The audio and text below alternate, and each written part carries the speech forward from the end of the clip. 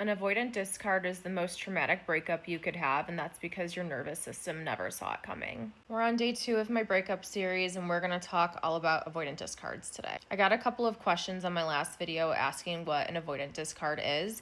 It's referring to a really sudden breakup that you never anticipated. Your partner may pull away suddenly or just completely emotionally shut down instead of having a conversation with you about what they're feeling. This can happen after sustained intimacy. It can happen after a significant milestone where they just emotionally get so overwhelmed that they can no longer meet you where you're at.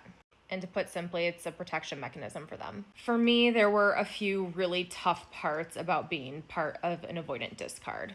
The first part that can be really traumatizing is that you actually don't get a say in how your relationship ends. Of course, anyone can leave a relationship at any time for any reason, but that doesn't make it fair for both parties, and it certainly doesn't make it not hurt for someone on the receiving end.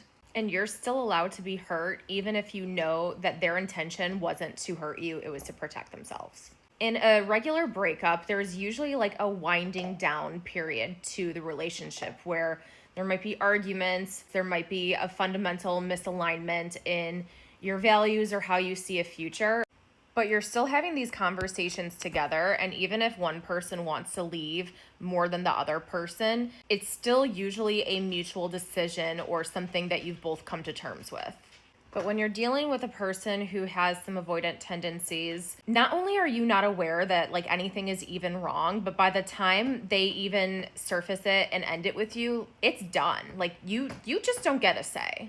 And the whiplash and confusion of that is incredibly traumatizing for your nervous system to take on because you didn't even know anything was wrong and you're sitting there being like, what the fuck actually happened? The second thing that was so incredibly difficult was that there is no last goodbye. You know, for me, I was at his house the night before. He held my hand, he kissed me goodbye. Everything just felt very normal and calm. And I got a text the next day.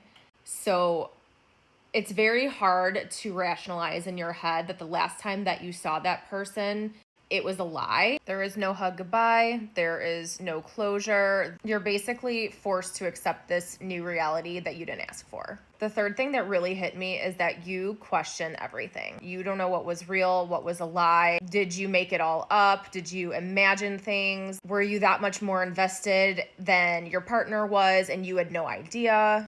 That in and of itself, especially for someone who leans anxious attached, is a mindfuck.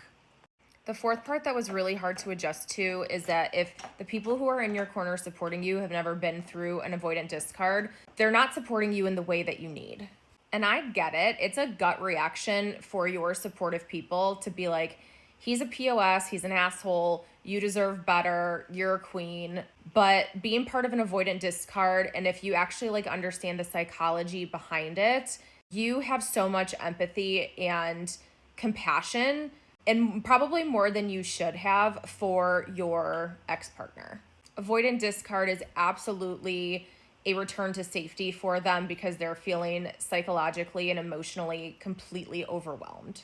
And honestly, a lot of times you just feel so sad that you are not their safe space. And then the last thing that probably rocked me the most is that you know that neither of you actually want this. Your partner just felt like this was the way that it had to be. So instead of trying to fight and work through those big emotions that they have because they don't know how to process and work through them, they quit and run the other way because they think it's what's in your best interest and also their own best interest. And that's just really fucking sad. It's important to remember that when myself or the internet is talking about avoidant attachment style or avoidant discard, it's not an intention to diagnose someone, but it is a recognition of patterns of behaviors. It can happen in loving relationships, and just the sad part is that impact matters even if harm wasn't intended. So if this kind of breakup left you more confused than angry, you're not alone.